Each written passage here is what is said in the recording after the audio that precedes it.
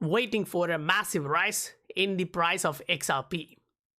And as we see the market cycle, it's turning from that bullish rally within that bearish cycle into a bullish market shortly. But when this is happening, keep this in mind. Regulations are the only one stuff which is keeping these bears alive. And it won't be long until we get that positive vibes from the central banks. Because as we can see here, organizations, that's 8 key organizations, which is like central banks around the world, have collaborated and worked on things like CBDC and how things are moving in that area. And they even stated that synthetic CBDC is not a CBDC. Now, yes, that's a bit of confusion, but don't worry. We'll actually go through and explain that as we move ahead in this particular video. But overall, the projects, which is central banks executed projects on cross-border payments using distributed ledger technology, is increasing, and that itself is a positive news for XRP ledger. And at the same time, look at this, XRP ledger foundation spearheading various initiatives to push the XRP ledger adoption, and that's all going through much of the news. And yes, we do have positive stance in the news which have real value. So let's actually dig in and go through it. Welcome to the Scientific Investor family, where we discuss crypto and science behind investing regularly. If you saw value for your time, please do support the channel, hit that like and subscribe button. If you would like to extend your support, you can use that PayPal, Patreon or XRP wallet address given in the description below. Now these are really key. Now that really looks surprising, right? When we look at different stories from Ripple, it's really interesting, because when we look at that one, it shows 500 employees, 9 global offices, and year-on-year customer growth looks really amazing. Even if that is a typo, say instead of 2x, it's 3x, we don't know. But personally looking at the website of Ripple and the chances of them making a typo, yeah, they are all human beings, mistakes will be there, but still, we have to wait for this announcements to see how many non-disclosure agreements are expiring and how many of the customers are being announced. Because looking at 3x, it's kind of a mad growth, because last time it was 300. So if it's 3x, wow, woo, how can we even say 900? That's going to be huge. But even if it is 2x, it's not a small thing, like 500, 600 XRP RippleNet partners which can use on-demand liquidity and directly source XRP. Now, let's actually see all of these news which has that positive value. Now, why do I say that? Because SEC will be forced to give more guidance about crypto. Now, why they will be forced? Because if the organizations like Ripple is going to move outside and they are really sound about that, they are being open, they are stating this, that really keeps that bullish sentiment for the regulators. Because at the one side, you can see central banks in Japan and other areas are really getting bullish on central bank digital currency, and even the Economist says that the central bank digital currency is bullish for Bitcoin and crypto as in general. Now, being said that, when you go into different aspects of central bank digital currencies which they have studied, and in their reports you can actually understand what they have went through, what they are dealing with and all. But when you come to the bottom, what I would like to really highlight is, when they are looking at central bank digital currencies, they are also looking at the cross-border payments. Priority for them is the domestic one, that is the first thing. But when they set up a domestic central bank digital currency, it should also be there to execute cross-border payments, right? But in this particular study, they are not saying they are taking out the entire cash outside. They're saying CBDC would be an additional support or an additional item within that economy. So here they state synthetic CBDC is not a CBDC. Now, why do they say that here? Don't be depressed or misunderstand this. This is actually positive news for the entire crypto space. Why? Because when they look at a central bank digital currency and synthetic CBDC is not issued by a central bank. So in order to control the entire monetary policy thing, which is that thing which separates the CBDC and digital assets. One is completely centralized. If you're looking at CBDC, it has its politics, its monetary stuff together for that particular country there, right? Whereas for synthetic CBDC, they can't actually do that. So governments need more control, and they need to control the monetary policy accordingly so that they can manage the economy in such a way that there won't be issues afterwards. So that is kind of one of the things which they are looking at. But when we are looking at different types of payments in their study, they are looking at all different stuff. It has to be cheap. It has to be in a manner that it encourages financial inclusion. Now we are seeing that a lot in different central bank articles, and previously we have also connected that back with documents towards that. Now in this document, when you come to page number 12, this is what you actually see: cross-border payments and central bank digital currency. Why is it so necessary to think? Because when they are coming up with a central bank digital currency, it's not only for the domestic one. Yes, the domestic purpose is important, but the challenge for them is that interoperability. If you read that, a future challenge with interoperability might be the number and diversity of payment system domestically and internationally. So when you actually go through that, interoperability between domestic CBDCs is, however, not a question of technical design and work of a common standards. Because when you see, if US is coming out with their own coin, say Fed coin, and Japan has its own coin, China has its own coin, these are all domestically designed coins for their purpose. Now they need that interoperability layer as ISO standard kicks in, right? If they are to look at cross-border payments, it really is getting important because of the e-commerce which is going in that way, the FX rates, everything is different because currently it's dollarized world, right? At least in majority of the countries, even they are using dollars for domestic use. So now when they have this kind of issues coming in, they really need to sort that one out. So if you would like to go through the document, I'll actually put this in the description. The link will be in the description. But the important aspect for us is that interoperability standards. And why is it so important to look at? Because when you look at different DLT projects, it's still a walled garden which they are preparing. And what they are looking at is that standard in which they can communicate. Transforming wholesale cross-border payments. And they are not talking about the remittance here. They are talking about the wholesale cross-border payments. Think about the businesses who are operating abroad, say Google, Microsoft working in India or any other nation. They need to use these kind of payment service, and that's where real-time transfers and atomic payment versus payment settlements happens. And when you look at the participating banks, it really gets interesting to see Bangkok Bank, HSBC, Standard Chartered. All of these institutions are delivered by R3, and you can see powered by Coda. So that Coda settler is being used to settle those transactions there. Now at the top, as you saw, it's from Bank of Thailand towards Hong Kong Monetary Authority, and recently you just saw the new corridor from Thailand to UK. So what you have to understand is when these kind of trials, experiments and pilots are being executed, it's also necessary to see that after that you get to see a new corridor opened in RippleNet and it's being successfully delivered there. So that really is important to understand for XRP and XRP Ledger in terms of adoption. Now, this is a different article which shows, now this is also from BIS, Bank of International Settlements, which shows the technology of retail central bank digital currency. That is retail, not the wholesale one, right?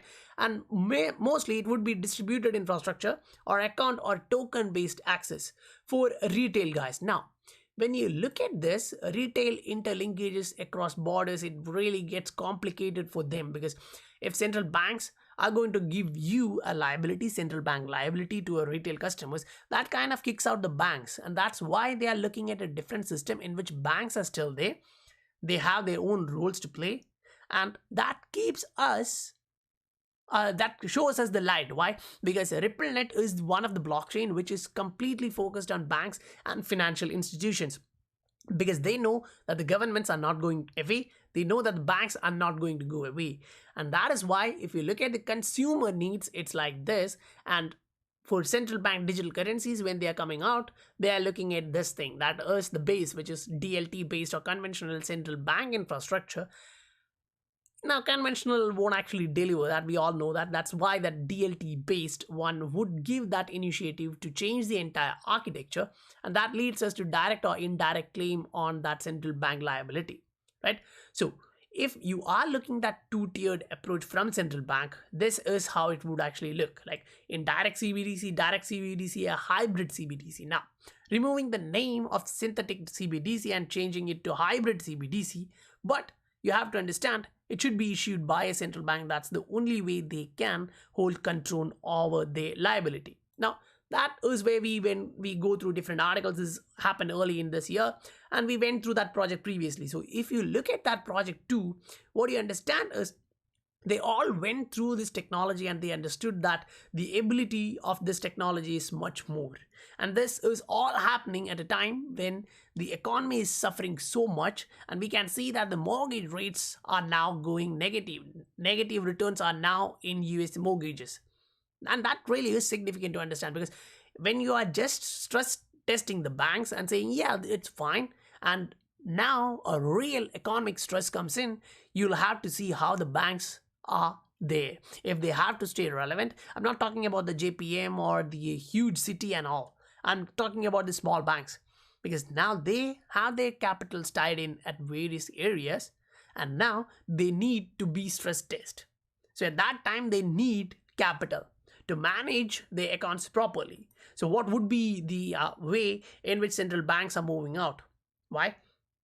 Because central banks have to control the entire economy. They have to control the inflation rate and stuff too. They control the interest rates there. So when this type of economic shock happens, they have to stay there.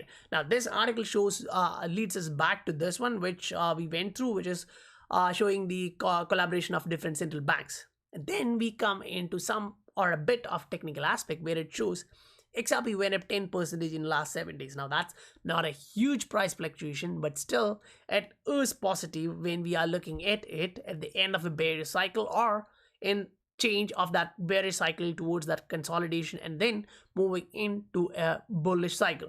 So when we look at that, you do have to understand they are all talking about a maximum supply of 100 billion coins.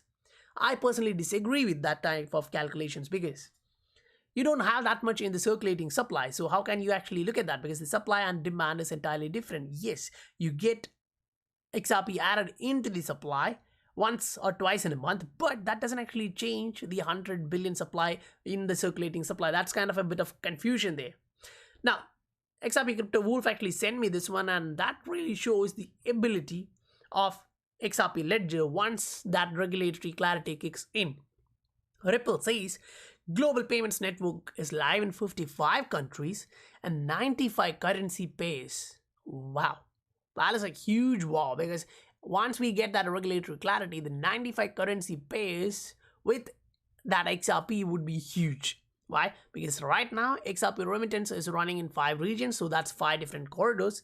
But once these corridors are being activated in different regions, it is going to be so huge for on-demand liquidity, because now the liquidity is becoming an issue. And if you remember last time when Lehman crisis occurred, there was a liquidity crisis, and think the debt is skyrocketing from that time 2008 towards now, and what kind of a shock would be possible there. Now, I would like to actually highlight this thing in which there is a petition. If you would like to support that, you can actually come and do that. I'll actually link that in the description below, which would be supportive for that initiative as well. Now, generally, when we look at the technicals, we should be able to understand what the support and resistance are there, and how we can look at the probability or the odds of how price may react in the next 1 week, 1 day, 1 month, or even next couple of months. So as we look at the price here, you can see this, say this particular area, which I've actually put inside these two lines. This shows that support and resistance zone in which it is a 0.25 towards 0.26. And as we are pushing slowly through that, you have to understand the ability for the price is to move around 15%, say 80 to 90% of that is achieved. So we may move towards 0.29 soon. Now, that is on a daily chart, looking just at that short time fluctuation, which is possible. Now, when you say that too, you have to understand that's a positive bullish stance on a daily. But when you come back into a weekly chart and look at this, yes, we can see that wick there and then changing that. Now that is an area where bulls and bears are actually fighting, and then initially getting bulls are winning there, and if we get that breakout towards here, that's actually a positive stance. But the MACD is actually showing that it is bouncing right now, but if bears are active, then that may actually push the price down, and there can be a cross in the MACD. Now if you remember back in early September, say September 3, 4, 5, in that area, we were actually talking about MACD cross to the downside in 3-day chart, right? And after that, we got a huge red candle there, which pushed the price towards the downside a bit. And now in that same 3-day chart, we are going to see a positive cross in a positive side. That's huge, because say this one was a positive cross but in the negative territory of MACD, but now we are entering into that positive territory. We are still in that positive territory of MACD, and the price looks like it's moving to the upside, and at the same time you are getting positive stance from MACD. Now if you look at the general trend in RSI, MACD and the price, that's really bullish. Because if you look at the long-term scenario to understand what really is happening with this kind of resistance and other stuff, you are really able to see that we broke above the long-term trend line. We came back, we tested that once, and then we went back again, we retested that area. Buyers came in immediately and pushed the price to the upside. So if you look back in history, you can understand the same thing, or at least similar thing happened even during that time. If you just plot a line there to understand the long-term support resistance line and look at that particular area, you can see that we went down, we broke that, we came below, we retested once and twice, and the second time the buyers kind of pushed the price up huge. And then we consolidated in that particular area before that huge bull run. Now, yes, I'm not saying tomorrow is a bull run and we are going to sky tomorrow. I'm looking at the possibility of how this cycle may actually change. Because if you remove every indicator and just look at the price, say if you want to look at a long-term scenario, you can just go into a monthly chart and look at this. For me, this particular candle which erased all the movements here in this area is a bullish candle which is still alive there. Now, why I say it is still alive, we haven't actually went back and kind of invalidated that zone. We are still above that area, right? Because if you look at this particular line, this is the support, this is support, this is support, and if you look at that, we are at that zone. If I'm correctly putting that one, we are still at that area which we managed to break above. We haven't actually crossed back or moved backwards, right? So if you look at the MACD too, you can see that the MACD is positive. It crossed to the upside. The volume is going to the upside. What we are looking at here is a move of MACD lines towards the positive territory. Now, once that happens, the opportunity or that window of buying opportunity is actually kind of over. If you look at the history, you'll completely understand what I'm stating.